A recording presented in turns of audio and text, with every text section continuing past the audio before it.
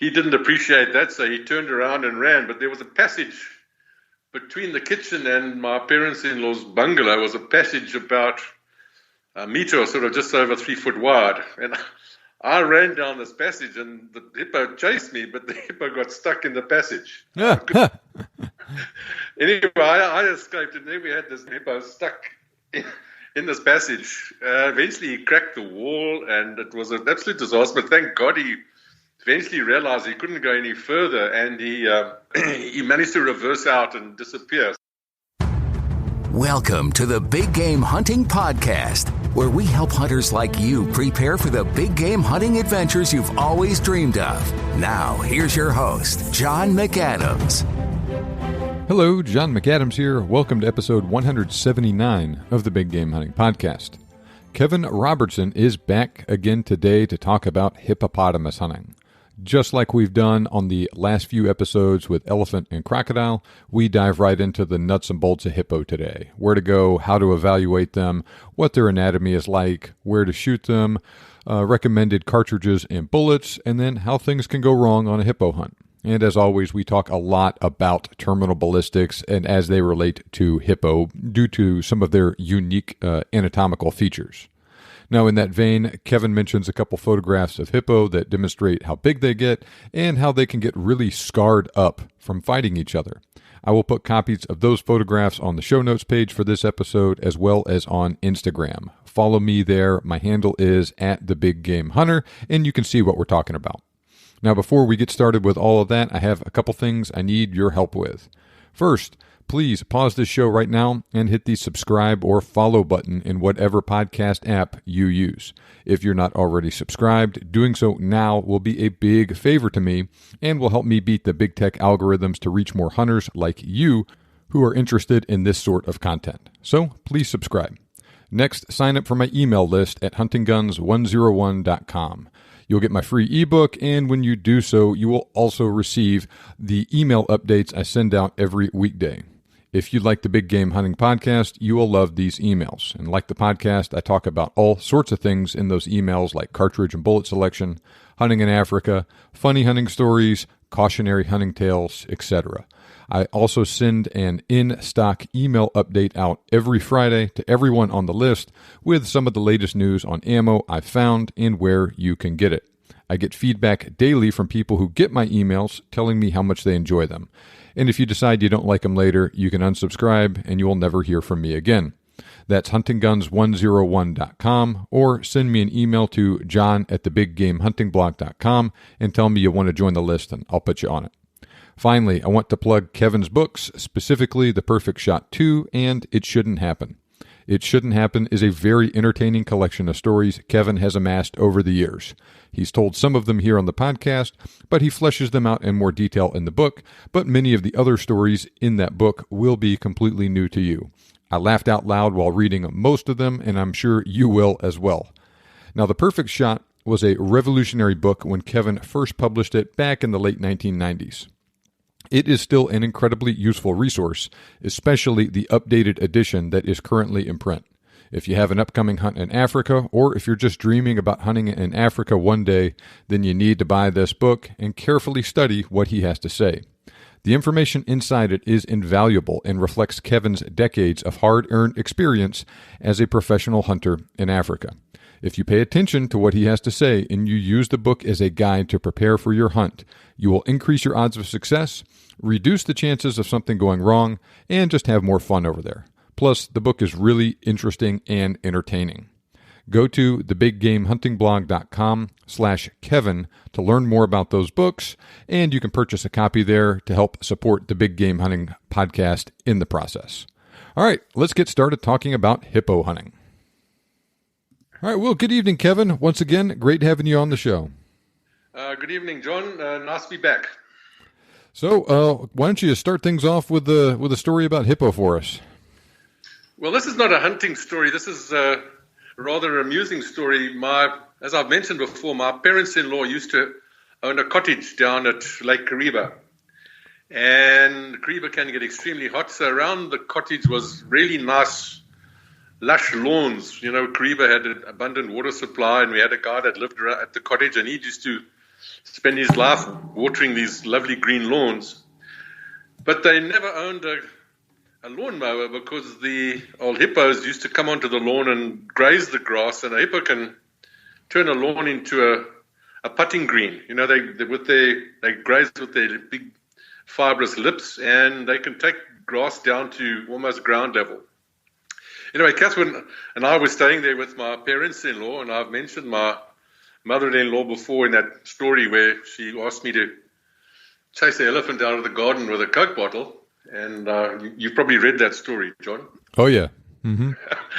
Anyway, so a similar sort of situation. I was busy sleeping, and a hippo was on the lawn grazing. And when a hippo grazes, he makes this hum, hum, hum sort of sound. Anyway, the next minute, my dear voluptuous mother-in-law in her skimpy nightie appeared with a broomstick in her hand and says, "Kevin, go and chase this bloody hippo off the lawn," because they couldn't sleep. It was grazing outside their bungalow, and they couldn't. It was annoying them so much they couldn't sleep. So, as a dutiful son-in-law, I grabbed the broom and went outside, and sure enough, there was a big old hippo bull grazing on the lawn. So I walked up behind him and belted him with this broom. And of course, he didn't appreciate that, so he turned around and ran. But there was a passage between the kitchen and my parents-in-law's bungalow. Was a passage about a meter or sort of just over 3 foot wide. And I ran down this passage, and the hippo chased me, but the hippo got stuck in the passage. Anyway, I escaped, and then we had this hippo stuck in this passage. Eventually, he cracked the wall, and it was an absolute disaster. But thank God he eventually realized he couldn't go any further, and he managed to reverse out and disappear. So at least my parents-in-law got a good night's sleep. But I don't think it was one of the cleverest things I've ever done in my life is to go and hit a hippo with a broom. And then there was another situation where I loved fishing, and we used to fish for tiger fish on the Zambezi River. And when you fish for tiger fish, you just have a nice big hook with a piece of fillet on it, and you just let your line out, and then you just drift with the current. But the wind in Zimbabwe blows from the northeast, which is the direction of the Zambezi River flow. So eventually, if the wind is blowing, your bait drifts faster than the boat does, so eventually it ends up sort of quite a way in front of you. But if a tiger fish takes that bait, they invariably run upstream. So you just have to keep an eye on your line, and eventually you'll see your line starting to curl round behind you, and then as it gets taut, you strike like crazy, and hopefully you've hooked yourself a tiger fish. And then that's exactly what happened. We were just drifting down, and I saw my line sort of moving upstream, and when it got taut, I struck, and I thought I'd caught the biggest tiger fish in the Zambezi, because I was just a screaming reel, and this whatever was on the end of the line just took off upstream. So, and I was running out, it ran so fast, I was running out of line, so we had to stop the boat, and I was standing in the front of the boat, and we were following the line, and I probably fought this, whatever it was, for about half an hour. It was the most amazing fight, and I thought I'd really caught a 25, 30-pound tiger fish, until eventually the line moved into sort of quite a deep backwater. And normally a tiger fish will jump when it's fighting, but the really big tiger fish, we say there's too much gravity involved and they don't jump. And I just saw this line rising to the surface, and it was rising right in front of me. And I said, it's going to jump, and it's going to jump. And right in front of me and right in front of the boat, the big backside of a bloody hippo appeared. And I'd hooked a hippo. And, of course, the hippo looked around and saw us standing right there. And thank God the engine of the boat was still running, and the guy just floored it, and I just snapped the line. But that hippo swam off with my hook in his backside. Anyway, that's my two hippo stories. I've caught a hippo and beaten one with a broom. So that's life in Africa for you, huh? That's life in Africa, and to us that was absolutely normal. You know, I think back on my life, and I think, geez, what a life we had. You know, I tell these stories, and people think, geez, this guy, what did he smoke out there? You know, to come up with all these pretty crazy stories. Well, tell us a little bit more about hippo, how big they get, where they live, what they eat, that sort of thing. Okay, hippos are Africa's third largest mammal. So obviously the largest mammal is an elephant, and then the white rhino. Excuse me. And then we have the hippo. Hippo is actually bigger than a black rhino, which is not an enormous animal. So hippos they're mammals. They are amphibians, as the name suggests. So hippopotamus amphibius, that is the Latin name. They are grazing animals, and they are totally nocturnal. So they live during the daytime. They live in bodies of water or stretches of water. And at night, they leave the sanctuary of the water to graze. And they graze, they just bulk grazing animals. They've got this broad, rubbery lips, which are as wide as a lawnmower. They cannot select, and they will pick up leaves, and they will just graze grass. And in during the course of 12 hours of darkness, they'll walk 20, 30 miles. They walk huge distances to graze. Obviously, they weigh a couple of tons, so they eat 3% of their body weight or 2.5% of their body weight, so they have this ferocious appetite.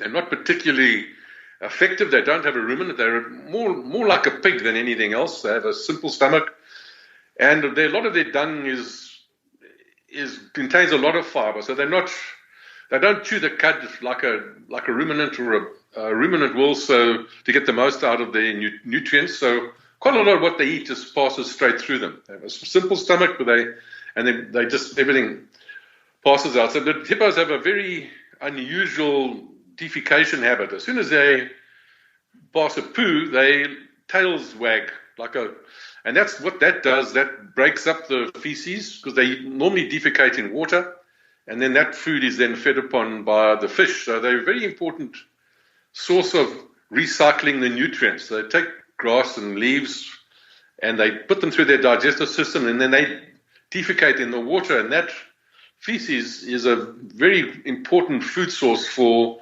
many of the aquatic species that live in these river or water systems. They are they're a grass eater, and that makes their meat quite tasty. So when you eat hippo, is probably one of the closest meats to regular beef. If you a good piece of hippo steak and a good beef steak are very similar. Hippo are normally hunted for their tusks, so they've got these two lower jaw, these big tusks, which meet up and rub against the upper tusks, which keeps them chisel sharp. And that's what also keeps the tusks fairly short. So all the record books where you have these massive big tusks is where the hippos have had a deformity where they've probably broken their upper tusk, or maybe one, sometimes both, and then the bottom tusks have got nothing to wear them down. So they just keep on growing and growing. And you get that's where the record books are just for the freaks, or the ones that have got deformed tusks. Interesting. They are found in all the major river systems in Africa. And some of them have got huge numbers of hippos, like the Luangwa River in Zambia, for example, the Zambezi River. All the major river systems and the swampy areas have hippos. And hippos are very useful for keeping the swamps open, the reedy swamps open. Hippos cannot swim. It's funny enough that they live in water, but they can't swim. So they run along the bottom, and then they jump and porpoise. But a hippo can't swim as we know swimming. They run along the bottom. Their bodies are immensely dense. They've got this really thick 1-inch hide and a massive lung system. So they can stay underwater for about 15 minutes. So their lungs, in proportion to their body size, are probably the largest lung per body size of any animal, of any of the African animals. And you can understand why, because they need such a large lung capacity so they can have a lot of oxygen in their lungs, so they can oxygenate lots of blood, so they can stay underwater for a fairly long time. Does that sort of answer that question, John? Yeah, definitely. So one of the things that gets kind of tossed around a lot is kind of casual Africa trivia is people saying that hippo kill more humans than any other mammal in Africa. Would you say that is a true statement? I think it's true, because a lot of the indigenous people of Africa use the waterways for transport systems. So, they have these dugout canoes. They take a tree trunk and they'll fashion a canoe out of it. And they use these canoes to move up and down. They fish from the canoes. A lot of these fishing communities, they just live in these watery areas where hippos survive. And they obviously come into contact with these hippos. And hippos are, like all animals, hippos have basically 3 rings around them. The outer ring is the safe zone. The hippo says, listen, I can see you. You're far enough away from me. You're not a threat to me. If you go closer towards that hippo will invariably try and get out of the way. But sometimes hippos underwater, and he comes up and there's a guy in a boat too close to him. And what those hippos do, they just attack the boats. And these canoes are extremely unstable. They've got round bottoms, they're narrow. And they tip the boats over. And what's the canoes? I've seen many canoes where hippos have taken a bite out of the canoe. And the indigenous people of Africa, they are fine athletes. They make fantastic long-distance runners. They make really good sprinters and all that. But surprising as it may seem, the local indigenous population of Africa are not great swimmers. They never really learn to swim, and most of them, even though they spend their lives in boats on water, very few of those people can actually swim. And if that hippo happens to turn the boat over, a lot of those people drown. And that's where, if a person drowns because the hippo turned the boat over, then the hippo was the cause of problems. So that's where they get this reputation of killing more people in Africa, because a lot of those people are just accidental deaths from boats being capsized or boats having chunks bitten out of them because hippos, they got too close to a bull hippo. And the bull hippos, that big bull hippo is territorial. He protects his pod. So a pod of hippos is a family unit. You'd have a dominant, mature bull, and he will fight for the territory, and he will fight for the right to be the dominant bull, just as a buffalo bull fights for it to become a dominant breeding bull. So hippos fight, and in their fights, they cause amazing amount of damage to each other. And I sent you that picture of that bull that had obviously been fighting, and he was his whole body is just covered in these chisel-like scratches, which are from the tusks of a hippo. Hippo can open his mouth very wide. It's almost 140 degrees.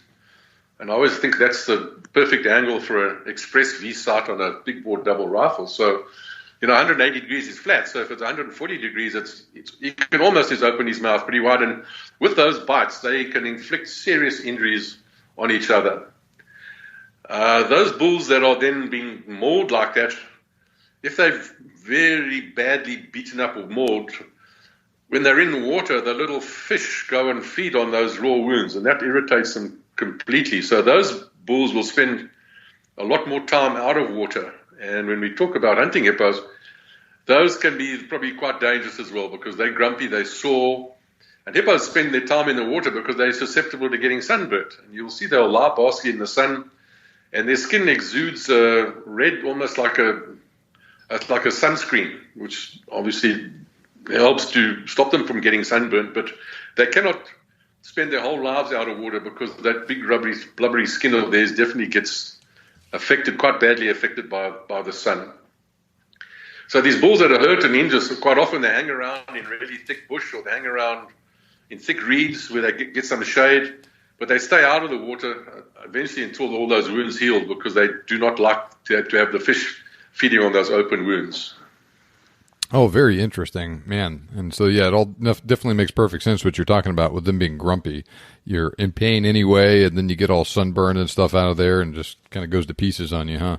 That's right, yeah. So they can, and when you're walking in those riverine areas, if you're walking up, you never walk in the African bush with your mind in neutral, as we say. You always don't go and look for trouble. Don't go and walk through some thick reeds, or stay in the open. Stay away from the areas where an old dugger boy might be lurking, or a hippo that's sore and out of the water, because that's where he's going to be. So if you know Africa, or you spend enough time in Africa, you learn to avoid confrontation if possible. So you just don't go and look for trouble.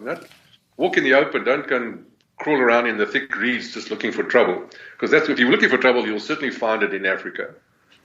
So on page 83 of The Perfect Shot, there's a picture of a hippo that's once again all scarred up, and he's got a nasty, nasty scar that looks like it had healed on his back right leg. Hang on, I'm just opening it up to 83 now. You think a lion got after him? No. That's definitely that's a bite wound from a lion will battle to take a hippo that big. No, that's probably a bite wound from another hippo. Ah. Yeah. Okay. Interesting. And I think so.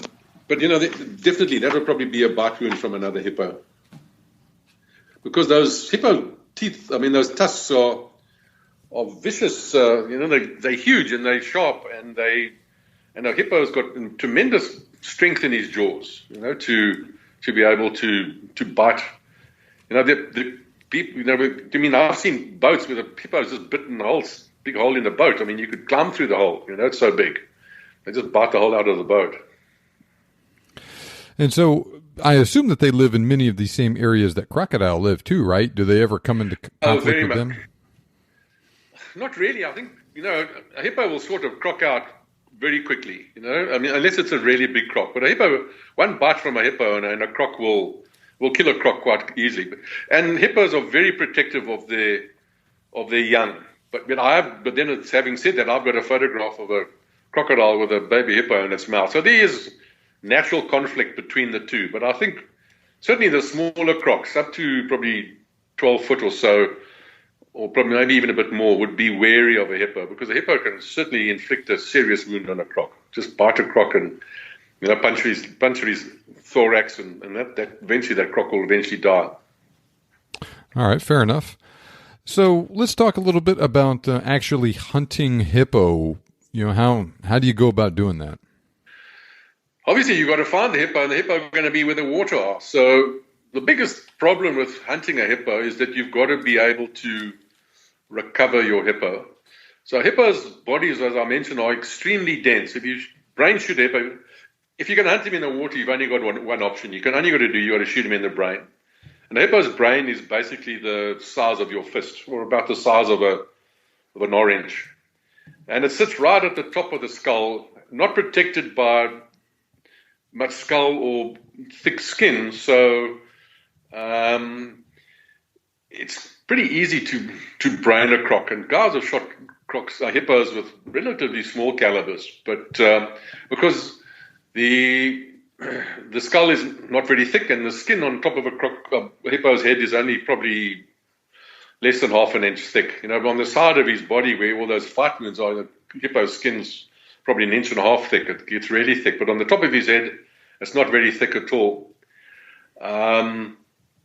But once you brain a crocodile, once you kill him with a brain shot, he immediately just sinks like a stone.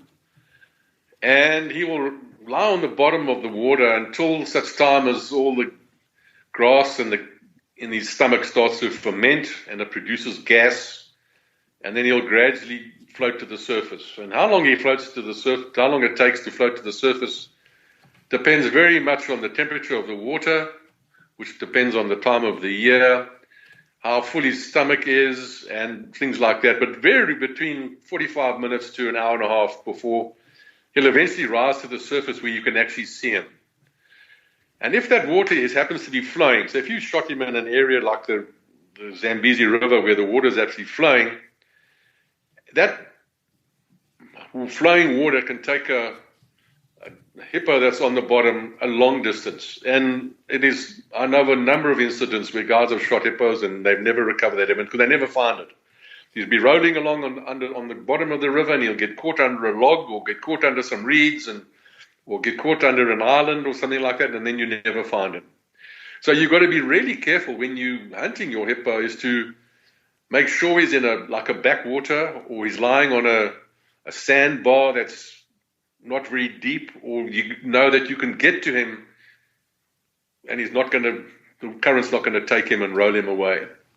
So that's the biggest challenge, is to find. Hippos are easy to find. You just got to get in a boat and you just drift down the river. You'll see many hippos. They're all over the show. But the challenge is then to find the right hippo, because hippos are, as I mentioned, they're territorial.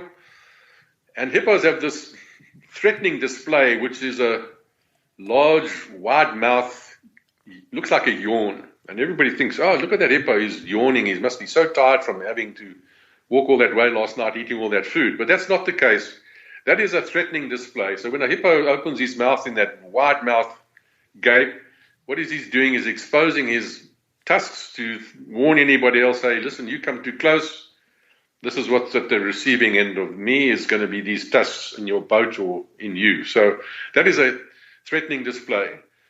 So once you've found the hippo, then you've got to be able to identify the male, because obviously if you want to shoot a trophy hippo, it's going to be a male. And the challenge then is to identify the male in amongst all those other hippos. And how we do that is the male's head is considerably larger than the female's head. And on either side of his nostrils, if he's a big male, he has what we call the tusk bulges. There's these two bulges on either side of his, just slightly behind and slightly to the side of his nostrils. You'll see these two big bulges. Those are his tusk bulges. And that head has almost a sort of a violin shape. But the head of a big bull hippo is almost 50% larger than the head of even the biggest female hippo. And then once you found the bull, then you just identify him, and then you just wait for an opportunity to get a shot. So you're lying on the bank, you've got a dead rest, you know the shooting. It's almost almost an assassination type of shot, because it's of all the animals that we hunt, it's probably the least thrilling or the least exciting. You just got to wait for a really good shooting opportunity. And you've got two options. Either the side-on brain shot, as he comes up, the side-on brain shot will be placed either just at the base of the ear. Hippos have got these little stumpy ears, or maybe a couple of inches in front of it for the center of the brain. But if you shoot him at the base of his ear, that bullet will go into the back third of his brain. From the front, hippos have a very distinctive inverted V. They've got these big bulgy eyes, and between the eyes, if you're looking straight on at you, there's a V that's quite distinctive, and the tip of that V, that's the front of the brain. And that basically is if you draw a line between the eyes and the ears on the opposite side, make a cross, it's virtually at the top of that little V. So that gives you a really nice aiming point to aim at. Obviously, you're going to have a scope, and you're going to know the shooting distance, and you just got to put an expanding, good quality expanding type bullet into the brain. I've just sent you those photographs, John. Maybe you'll be welcome to put those photographs on the show notes to show you what can happen if you use the wrong type of bullet. And that particular shot that I've shown you was a frontal brain shot at a hippo in water, taken with a .375 and a 300 grain solid. And obviously the bullet wasn't perfectly placed. It was probably a little bit high and to the left. And that bullet then just bounced off the skull, and then you can actually see it exiting through the skin, and then the bullet winding away. And that hippo they never recovered that hippo. That hippo dived underwater and was never seen again. If that shot had been with a relatively quick expanding soft point, like a 300 grain Nosler partition, or I've got a good friend of mine who hunted a hippo with a 300 grain, that percussion point from North Fork. I mean, that just into the skull, and that was a side brain shot with the percussion point. It didn't exit, but when I put my hand on the top of that hippo's head, it was like putting your hand on a bag of crisps, and the whole front of the top of his skull was just crunchy, and that killed that hippo instantly. If you get hippos out of the water, sometimes you do find them out of the water, and sometimes these old bulls that have been badly scarred up and fighting, they are probably the least toughest of all the dangerous, thick-skinned, dangerous game. And body shots just behind the shoulder into the lungs with a relatively large caliber, like a .416 or a .458, or even a .375 with good quality solids, kills a hippo relatively quickly. They are not tough and tenacious like a buffalo at all. And I think that's because they have this massive lung capacity, and as soon as you shoot them in their thorax, I'm sure their lungs collapse really quickly, and they seem to die pretty quickly. The only thing about hunting them on land with big calibers is that you've got to make sure that you stop him before he gets into the water, because if he runs and gets into the water and that water is flowing, then obviously the chances of losing that hippo are great, because, as I said initially, they will sink until eventually their stomachs bloat, and then the gases make them rise to the surface. Let's talk a little bit more about cartridges and bullets. So it sounded like you said that you thought like a 375 soft would be good for a brain shot, but a 375 solid be better for a body shot. For body shot, I would use a 350 grain solid. Yeah, I'm still a great man about sectional density. I'd use a 350 grain, and all those cup point solids I would think would work fantastically well. If I had to take body shots on a Hippo, I reckon that the cup nose solid in whatever caliber you use would probably be the perfect bullet choice for body shots. Second to that, flat nose solid. But my game ranger friend, he did shoot a Hippo in the lungs with a 500 grain North Fork bullet out of his 450 Rigby. Not his 450 Rigby, his 450 Nitro Express, and we recovered that bullet, and that bullet performed adequately. It performed really well. But if you had any shots that are not exactly side-on, if you're taking slightly a raking angle shot or a quartering towards shot, I would definitely just stick to solids or stick to cup nose solids. And obviously for body shots, the bigger the caliber, the better. But for brain shots, it's how reliably can you hit that orange at the shooting distance that you need to shoot at. You'll shoot at the base of his ear. So to me, the logical weapon for many of hunting and for all of Africa is a 375, or you could probably use a 9.3 or a 9.3 by 74, 9.3 by 62. That's still going to work. But generally, most people will just go for the 375. It is interesting how often we've talked about the relatively small size of the brain on these animals. Last week we had the crocodile, where you said their brain is about the size of your thumb. This one's a little bit bigger, but it's still not very big relative to the size of the animal. Correct. As I said, also in the elephant project, the elephant's got the biggest brain. But you take a buffalo's brain is probably not more than the size of double your fists, So generally the brains are pretty small. How big is a hippo, just in overall size, compared to a Cape buffalo? Probably at least double a Cape buffalo, I would say, in weight wise. Yeah. All right, and their hide is thicker too. Oh, very much so. Yeah. They used to hide. A buffalo, hippo's hide. I'm trying to think. Did I not show a picture of a hippo hide in my book? I'm trying to look. On the top end of the hippo's back, that hide is at least 2 inches thick. That's their protection when they fight. And that's what they used to make. Have you heard of the term a sjambok? Have you heard of what a sjambok is? I've heard of it, yeah. A sjambok is like a long whip. And the perfect way to make a long whip was out of hippo hide. That's what they used hippo hide for, to make shamboks. And I've actually seen where the guys took a hippo skin off his back, and they skinned it and laid it out and got it flat, and then they dried it, and they actually made a table out of it. And that table was as thick as the wood on my desk. That skin was at least 1.5 inches thick. Dried, and they polished it, and it actually made quite a beautiful table just out of a piece of hippo skin. And so as far as hippo trophies and whatnot go, I've seen a hippo skull, and my goodness, is it impressive. That makes a fantastic coffee table. What these guys do, they take a hippo skull, and then you put a nice piece of glass on top of it on legs, and so you've got your hippo skull underneath a glass coffee table. The hippo skull is huge. You've got to see how big a hippo skull is to realize how big that head really is.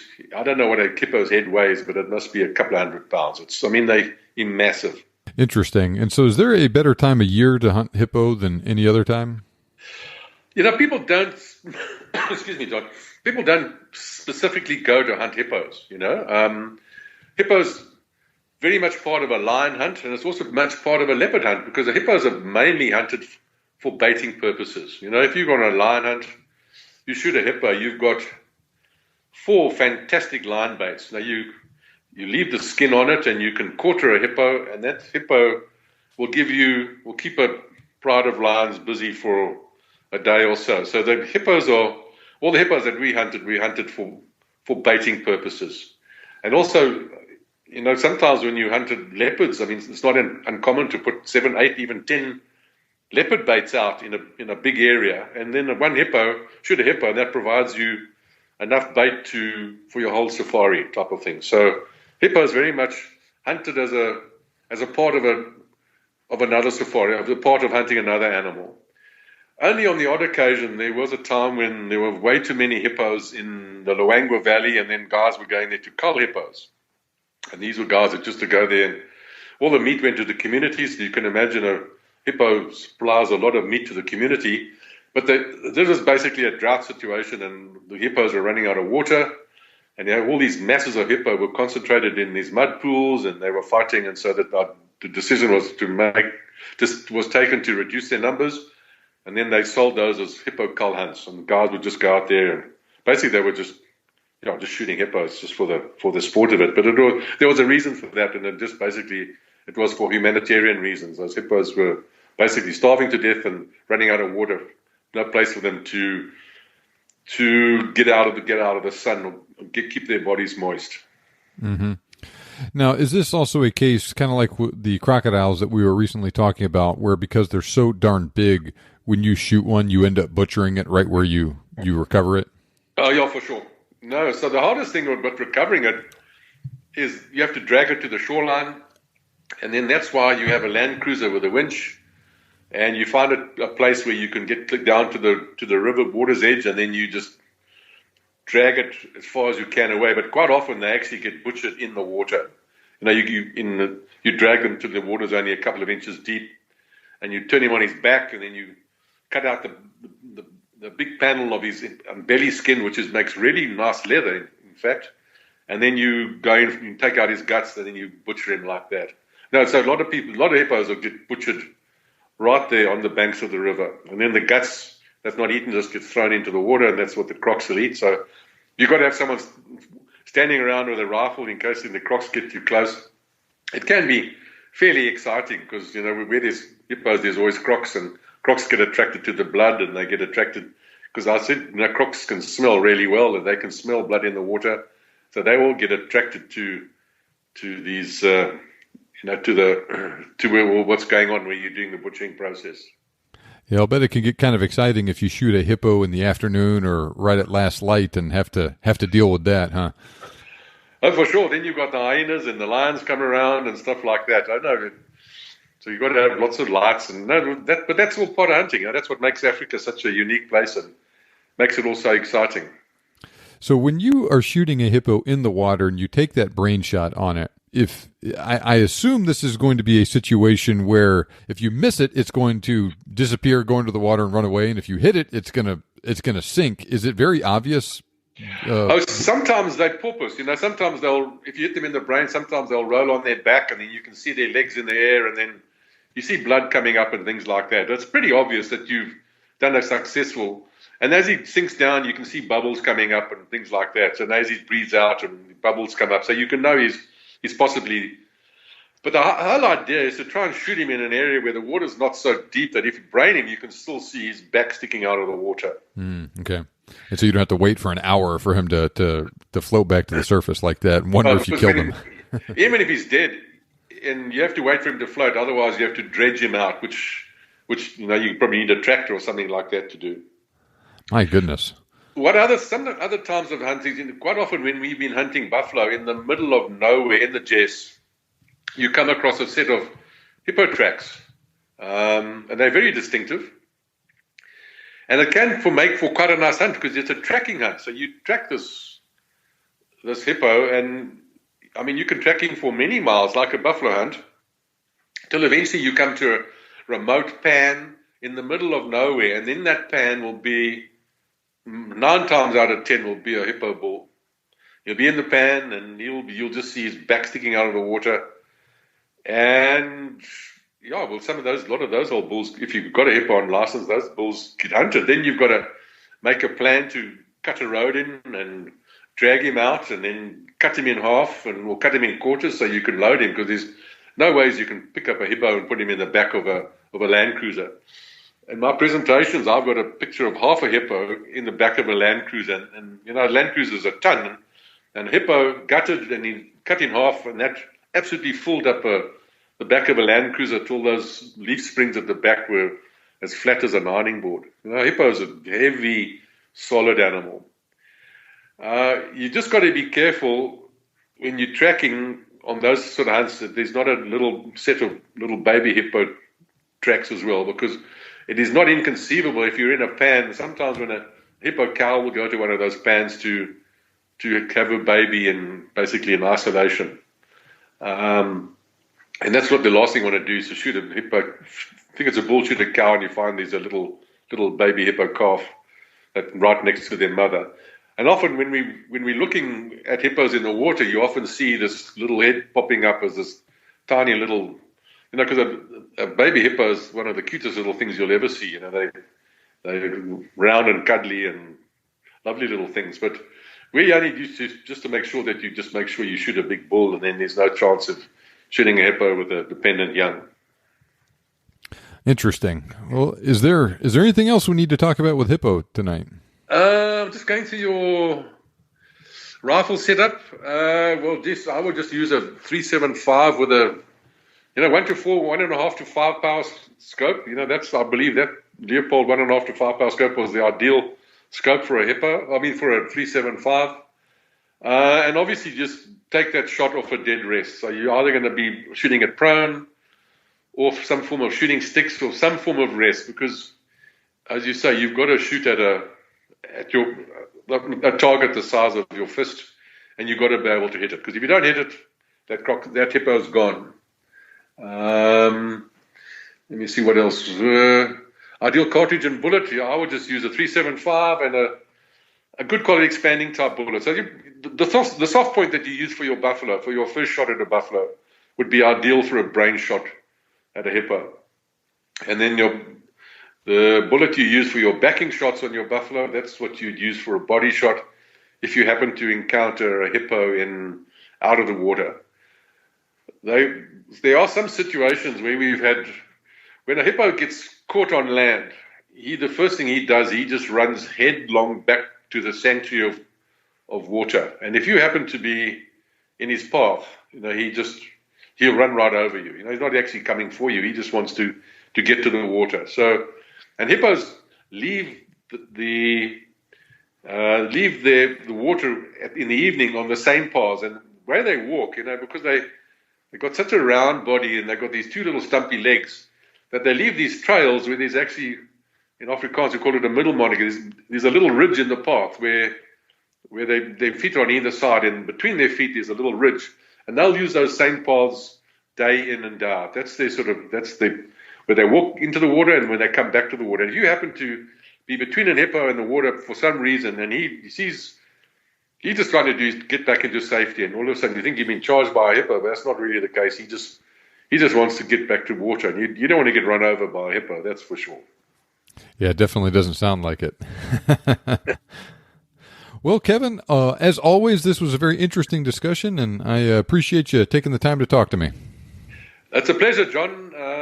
I've really enjoyed all these discussions. I hope I haven't bored you to death. No, not at all. We'll do it again soon. Okay.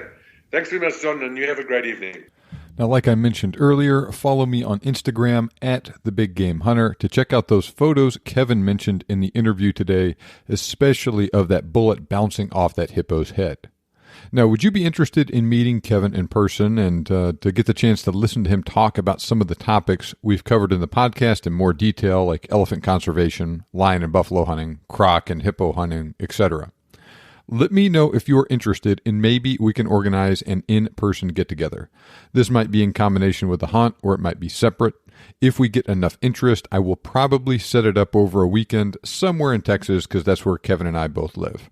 Send me an email, john@thebiggamehuntingblog.com, or send me a DM on Instagram. My handle is, once again, @thebiggamehunter. As we wrap up, please be sure you subscribe to the show on your favorite podcast app, sign up for my email list at huntingguns101.com, and pick up a copy of Kevin's books at thebiggamehuntingblog.com/Kevin, Kevin. There are links to all those things in the show notes. Don't worry, we've got more Africa-related content coming up next week that I think you will really enjoy, so be sure you don't miss that episode. Now, the fact that you are listening to this podcast means that you are serious about making your dreams come true. You can make your dream hunt turn into a reality, and we can help. Thank you for listening, and I will see you back here next time on the Big Game Hunting Podcast.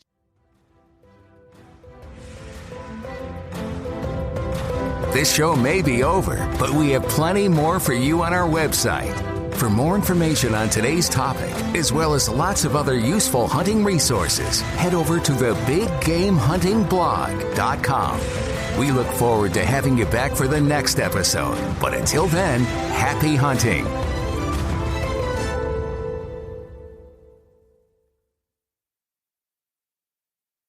Brace yourself for something fuel nominal. Unleaded 88 is the clear fuel choice. It's cheaper, cleaner, and greener. And it's grown by Iowa corn farmers. Now that's totally worth the hype. So pump it up with Unleaded 88.